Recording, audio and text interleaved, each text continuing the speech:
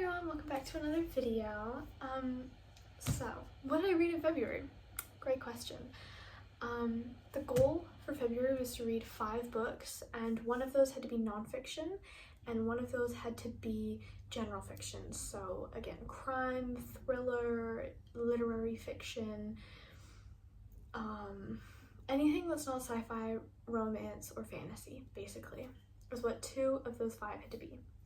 So we'll start off with those 2. The general fiction book I read was I Who Have Never Known Man by Jacqueline Haprman. This book, to die for, literally to die for. I thought it was a beautiful, beautiful novel about like women and hierarchy within people, and I thought like this book made me feel quite lucky and fortunate, and it made me realize how lonely life could be. It made me realize how bad it could be. But it was also super interesting. Like, it talks a lot about like feminism and like the role that men play in society. And it was a really, really good book. It's 180 pages. It was French, so it was translated by Roz Schwartz. Beautiful, beautiful book. I 110% recommend. If you want to read a literary sci-fi fiction novel, this is it. It was beautiful. I then read The Mind-Gut Connection. This is my nonfiction book for the month, and it was beautiful. I like talked about it on Goodreads. I went on a bit of a rant about it, but basically this book has told me way more about my body than any doctor ever has. Like, why has my understanding of like my gut and my brain and the roles they play for each other only been realized by this book? I've been going to doctors with gut issues for the past like 5 years, and this book has told me way more than any of them ever could have. That's crazy to me. That is absolutely bonkers. In saying that, I liked that this book used both male and female patients, and that like the doctor who wrote this, he talks about the role that like periods and like female hormones different to male hormones and like all of that stuff, and I thought that was really, really powerful and beautiful, and overall a really good book. If you are a hot girl with tummy issues, read this book. It will help you understand it so much better. I then read a pre-release that I got from work. I'll like just put in the clip where I talked about that book before I had to give it back. This is coming out on the 29th of April. It is a what do they call it? Advanced reading copy. I got it from work and I will be giving it back tomorrow, which is why I'm filming this today. It's a cute little like intro romance for Lynette Noni, an Australian author. I really love her fantasy stuff. I didn't like this. It is a YA romance, and I don't normally read YA romance. I'm very much into my dark romance. I need stuff to be happening. I need there to be a reason for everything.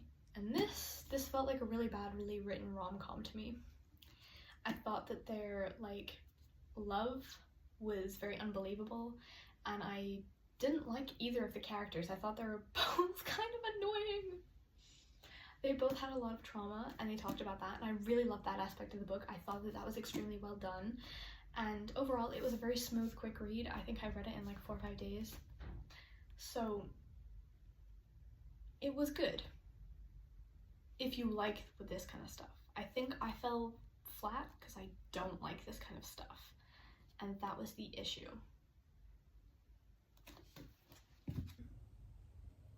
And then I read Onyx Storm.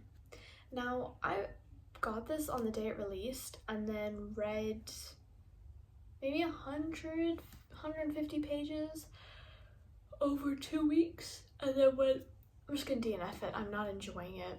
And then I picked it back up, and I wish I had just DNF'd it at Iron Flame. This was not worth it to me. I understand where Rebecca is going and what she's trying to do, and this is her first like fantasy series. However, There is, like, genuinely what I told my friend when they asked was that you don't need to read the first 350 pages. Just read the last, like, 150, 200, and you're good. You don't need to read the first. Like, nothing happened until page 200. It literally took me until page 200 to be like, yeah, okay, something's happening, thank the Lord. And I usually only give a book 100 pages, but you know, this is the third book in a series, so obviously I'm going to give it a bit more. But why did it take so long for anything to happen?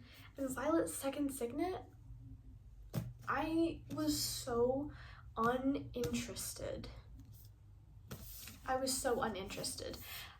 This, whilst it is a great introduction to fantasy for some people, as someone who reads fantasy constantly, this series does not deserve the hype it gets. Personal opinion.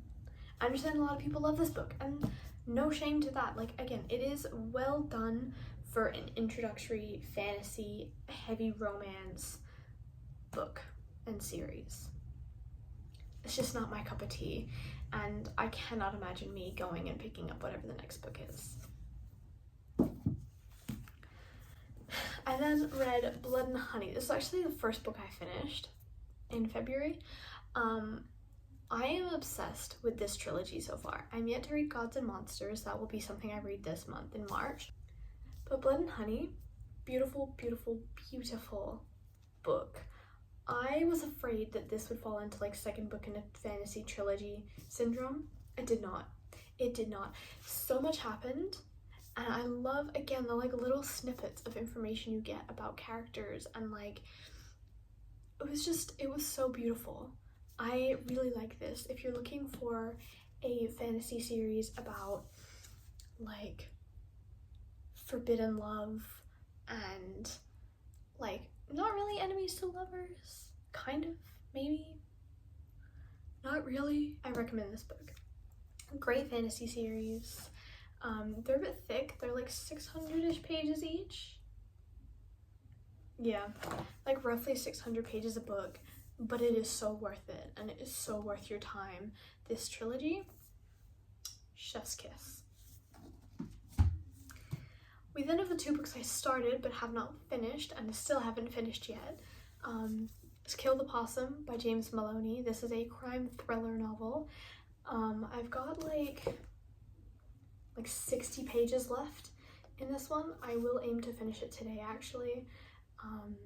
It's really, really good so far. I'm absolutely loving this. I can't wait to tell you all what I thought of the ending in the next video, but really, really enjoying this book. And then the next one was The Iron Flower. Now, I loved The Black Witch, and so far I am loving this one. I've read more this morning and haven't just, I'm listening to it and reading it, depending on what I'm doing. So I've listened to some more this morning, so I'm a little further on, potentially, I think. I'm loving this. This is such a good fantasy series, and like genuinely, I can't recommend another fantasy series more than I can recommend these two. Like, The Black Witch, like these are long, like this is 700 pages and The Black Witch is also like 700 pages. They are long books. There is so much that happens in them. This series really focuses on like racism and sexism, but in a fantasy world, and I actually think that especially right now with everything that's happening in America and just like in the world in general, this is really relevant, and it talks about some things, and it makes it really interesting, like whole new perspective on everything. And overall, I really like the magic system that seems to be in here, and the use of like, there's so many different species, and not everyone is like white, and like, I don't know how to explain it. This book, this series, so far is just chef's kiss, because it's just so good. This is like a newfound love, I think, will be this series. But yeah, those are all the books that I read in February. I will continue to read these two throughout this month. I also hope to read another nonfiction and another general fiction. However, uni has started, and I am expecting my reading to go from like 5-6 books a month down to like 3, probably. So even if I just finish these 2, I will be very, very happy with that. But we'll see how it goes.